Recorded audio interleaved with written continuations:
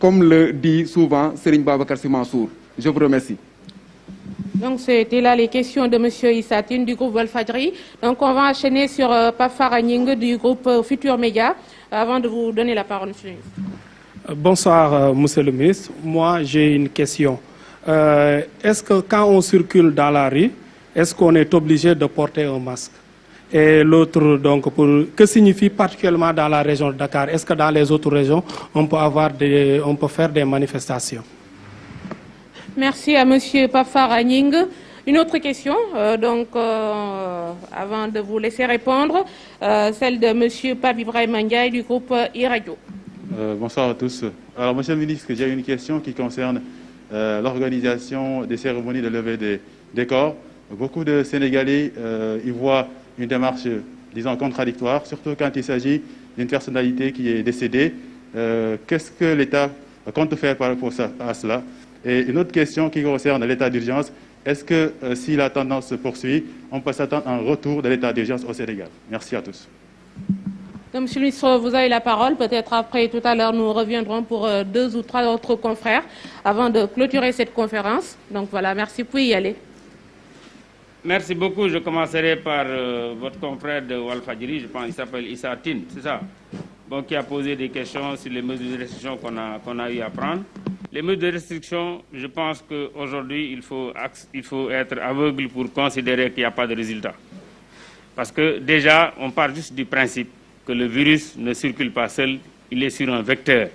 Donc, quand vous freinez le vecteur, naturellement, vous freinez la circulation de ce virus. On n'a pas besoin de faire Harvard pour le savoir. Donc, pendant longtemps, nous avons bloqué la circulation des personnes et par conséquent la circulation du virus hors de Dakar. Ce qui a justifié d'ailleurs que le virus ait été contenu carrément au niveau de la région de Dakar. C'est quand il y a eu peut-être certaines restrictions que certaines levées de restrictions que ça a commencé. Je rappelle également que même pendant la période où on avait des restrictions, on avait permis des autorisations à certains. D'ailleurs, il a été prouvé que certaines personnes, c'est parce qu'ils ont eu des autorisations qu'ils ont amené la maladie. Donc vraiment, à ce niveau, je pense qu'on peut peut-être ne pas trop épiloguer là-dessus. Les résultats sont quand même assez probants quand nous regardons comment la maladie a évolué, parce que Dakar a été... parce que Dakar, c'est là où il y a l'aéroport. Au départ, c'est des cas que nous avons obtenus. Même si le premier cas a eu son foyer à Touba, il est d'abord descendu à l'aéroport de Dakar. Donc aujourd'hui, nous avons quand même des résultats intéressants à ce niveau. Il y a certaines populations qui ont manifesté, mais vous savez, quand on gère un État, on tient compte également de beaucoup de facteurs. Nous avons déjà, au début de la pandémie, si vous vous rappelez, ça a coïncidé avec des événements religieux importants. Nous avons l'appel de l'Aïen, nous avions Médina Gounass, nous avions également le Kazu Rajab. Et ce n'était pas évident, parce que depuis très longtemps, ces manifestations existent et sont contenues, acceptées par les Sénégalais. Mais il nous a fallu avoir une démarche pour aller parler avec les marabouts pour qu'eux-mêmes, ils acceptent de faire ces modifications dans les programmes, et ce qui nous a également aidé, ça il faut le dire. Nous avons, c'est vrai, des cas graves, il y en a, mais je vous ai montré tout à l'heure l'évolution, et c'est des chiffres, vous-même, vous pouvez les compiler.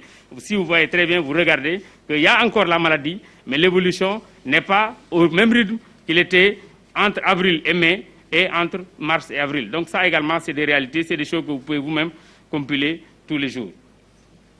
Bon, Pape Farah Gningue, dans la rue, pour l'instant, nous n'avons pas retenu que dès qu'on sort de chez soi, on porte un masque. Donc ça veut dire qu'on peut porter un masque, on peut ne pas porter de masque dans la rue. Certains même sont en train de dire, est-ce que c'est efficace de porter un masque quand on fait du sport, quand on circule seul? Je pense que les médecins ont des avis peut-être tranchés, mais en tout cas, la décision qui est prise, ce n'est pas de dire aux gens de porter les masques dès qu'ils sortent, mais par contre, dès qu'ils vont dans les lieux de rencontre, on nous demande de porter les masques. Parce que vous pouvez aller seul, vous ne dérangez personne, mais quand vous êtes dans une boutique où il y a du monde, quand vous êtes dans un magasin où il y a du monde, quand vous êtes dans un marché où il y a du monde, quand vous êtes dans un camion de transport, on vous demande de porter le masque. Donc, là, c'est important. C'est vrai, il parle de manifestations dans Dakar. Comme j'ai dit, c'est vrai, si vous regardez les 9 régions, c'est à peine 5%. Tous les jours, on voit les chiffres donnés par le ministre de la Santé. Des fois, vous voyez toute une région, c'est 1 cas ou bien 0 cas. Il y a beaucoup de régions où il n'y a pas 0 cas. Je pense qu'il faut quand même, de façon objective, regarder les chiffres et prendre des précautions. Je pense qu'aujourd'hui, le principal problème, c'est Dakar. Si nous parvenons à contenir Dakar, je suis persuadé que nous contiendrons les autres. Dans un premier temps, c'est Dakar et Thiès. Vous vous rappelez, d'ailleurs, quand on prenait les mesures, il fut un temps où on avait pris les mesures Dakar, Thiès, Diourbel, parce que tout simplement, c'était les cas les plus manifestes. Pape Issa, je pense, c'est comme ça. Ndiaye a posé des questions sur les levées du corps. Les levées du corps, ça pose moins de problèmes parce que de toute façon, le message de l'autorité est très clair à ce niveau. Nous allons interdire les levées du corps. Ça n'a pas besoin de texte spécifique. Il suffit seulement qu'on instruise les directeurs d'hôpitaux et qu'on regarde également avec les levées du corps qui se font dans les mosquées. Parce qu'en fait, les levées du corps, ce qui dérange, ce n'est pas souvent le fait que même ça se passe dans une mosquée, mais c'est plutôt le fait que ça prend beaucoup de monde et souvent même en dehors des mosquées. C'est des rassemblements qui peuvent être importants et je pense que c'est ça qui protège. Et il a été prouvé, vous avez entendu hier l'intervention du directeur de l'hôpital principal. Certaines personnes âgées ne vont pas dans d'autres cérémonies. Ils vont dans ces levées du corps et c'est peut-être là-bas qu'elles ont contracté le virus et malheureusement, elles en ont perdu la vie. Merci, Monsieur le Ministre, pour toutes ces réponses apportées. Donc, une dernière, l'autre question, d'abord avec notre confrère du groupe L'Info, Monsieur Babacar Talla. Oui, bonsoir à toutes et à tous. Bonsoir à Monsieur le ministre Aly Ngouille Ndiaye. Monsieur le ministre, je vous ai entendu dire à travers vos propos que toute personne qui refuserait de se soumettre aux mesures barrières, des amendes seront imposées. Je voudrais savoir le montant estimé pour ces amendes. Merci. Merci beaucoup. Nous allons fixer par instruction le montant. Ce que je peux dire, c'est qu'aujourd'hui, ces montants sont déjà réglementés. Nous n'avons pas besoin de nouvelles lois. Le code des contraventions est clair. Nous avons des arrêtés qui disent qu'il faut respecter telle chose. Si vous ne le respectez pas, le code prévoit.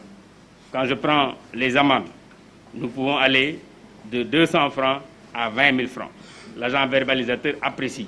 Nous, on peut donner des instructions pour que tout le monde harmonise et c'est ce qu'on va faire. Ça, c'est d'abord la première chose. La deuxième chose, c'est également, j'ai même dit tout à l'heure que vous pouvez aller jusqu'à 1 mois de prison. Parce que ça, ce n'est pas une nouvelle loi. C'est une loi qui existe déjà.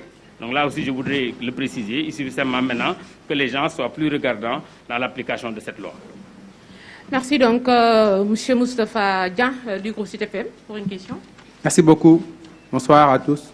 Moustapha Dian, Sud FM. Oui. Amadou Moustapha Dian de la radio Sud FM. Alors, j'ai deux questions. La première question, c'est par rapport aux mesures de restriction. Y a-t-il un deadline pour ces mesures? Parce que l'expérience a montré que quand il y a un deadline, les populations sont enclines à respecter ces mesures. Mais dès l'instant que ça dure dans le temps, il y a des récalcitrants qui donc, vont en contre-cœur de ces mesures-là. Ça, c'est la première question. Et aussi, on va vers un événement religieux important, le Magal de Touba. Est-ce que justement, donc, ça concerne ces mesures-là?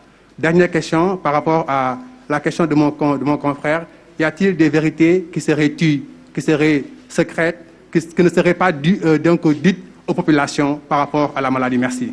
Donc, on poursuit avec Jo Maron de la RFM, ensuite Françoise, avant de vous laisser boucler, Monsieur le ministre.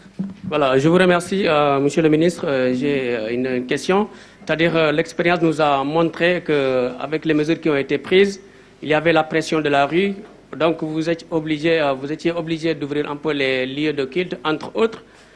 Est-ce que, cette fois-ci aussi, vous n'allez pas faire la même chose? Est-ce que le bâton, vraiment, c'est le remède pour régler le problème, si on sait que déjà dans le passé, il y avait la pression et l'État a reculé? Merci, Jo. Dakaractu avant... Voilà, merci beaucoup. C'est Elhadj Moussabé de Dakaractu. Voilà, Monsieur le ministre, j'avais juste une question. Vous avez dit que les forces de défense et de sécurité vont intervenir quand même pour faire respecter donc les mesures barrières. J'aimerais juste savoir le nombre d'agents qu'on peut s'attendre, donc qui peuvent déployer sur le terrain. Merci, monsieur. Madame Françoise Seck de la RTS, avant de vous laisser boucler, de résumer tout cela en quelques minutes en Wolof. Merci. Voilà, merci Monsieur le ministre. J'ai une question de Demba Malick Mbodj de la radio RTS. Étant donné que le port du masque est obligatoire, pourquoi ne pas distribuer gratuitement ou à défaut le subventionner comme ça se fait dans certains pays? Merci. Merci beaucoup. Pour les mesures arrêtées, déjà, je peux préciser que l'arrêté sur le port de masque qui a été pris le 10 juillet, on lui avait donné un délai de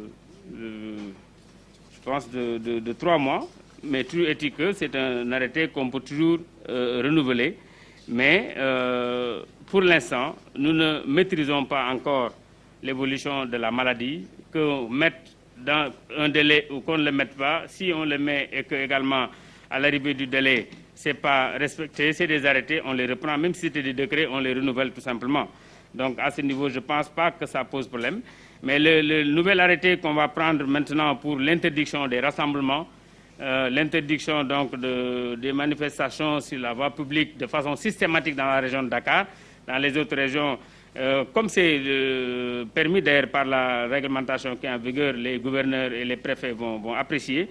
Mais ce que je peux dire déjà, c'est que pour cet arrêté qu'on va signer concernant les rassemblements, on va le faire sur 1 mois. J'ai dit tout à l'heure, nous souhaitons qu'au bout de 3 semaines, 2 semaines à 3 semaines, si chacun respecte les dispositions à Dakar, on doit voir un peu les résultats. Donc on va faire un arrêté dans un premier temps pour 1 mois, peut-être le renouveler s'il n'y a pas de résultats, ou carrément revenir dessus si les résultats sont probants. Là c'est important. Donc ça c'est une question de Amadou Moustapha Dien. Alors, concernant également le Magal de Touba, vous en avez parlé. Dans les 3 mois à venir, nous avons le Magal de Touba, qui concerne spécifiquement Touba. Nous avons également le Gamou, qui va venir pratiquement 1 mois après, qui concerne pratiquement l'étendue du territoire. Mais dans la démarche que nous avons entamée, et qui est encore d'actualité, c'est que les marabouts ont été toujours associés à toutes ces démarches du président de la République, de nous-mêmes, parce que nous savons également le rôle qu'il joue pour la stabilité de ce pays. Je vais quand même en profiter d'ailleurs pour cette question pour saluer très sincèrement la démarche du Khalife général des Tidjanes et du Khalife général des Mourides. Aujourd'hui, lorsqu'on a mis les masques, personne ne pensait que ces autorités elles-mêmes allaient accepter de faire cela. Le Khalife général des Tidjanes récemment a été bloqué au niveau donc d'une levée du corps parce que tout simplement il avait un masque et les gendarmes ne le reconnaissaient pas. C'est quelque chose qu'il faut saluer. Le faisant, c'est une leçon. Le Khalife général des Mourides a fait la même chose. Lors de la prière de Tabaski, il est parti avec le masque et depuis lors, il le met à chaque fois. Lui-même, il m'a dit, c'est une leçon qu'on est en train de donner aux gens pour que les gens sachent que la maladie est là. Et que la maladie, il faut s'en protéger. Et il est d'accord, comme tout le monde, qu'aujourd'hui, le seul remède que nous avons tous, c'est pour le moment le masque qui est obligatoire. Donc, je pense que c'est des démarches qu'il faut continuer pour que, pour les prochains événements à venir, que des dispositions également peut-être similaires puissent être prises pour qu'on puisse éviter, en tout cas, la propagation de la maladie. Vous avez dit, par rapport aux lieux de culte. Les lieux de culte, c'est vrai, on les avait fermés. Comme j'ai dit, la maladie, nous apprenons beaucoup de choses. Je pense que si chacun d'entre nous se mettait à écrire ce qu'il a entendu de la maladie, chacun peut avoir un cahier dessus. Chaque jour, on évolue. Donc, dans un premier temps, la mesure qui a été prise, c'est de dire on ferme. Dans un deuxième temps, certains ont dit on peut aujourd'hui faire des espacements. Vous avez vu ce qui s'est passé à la Mecque.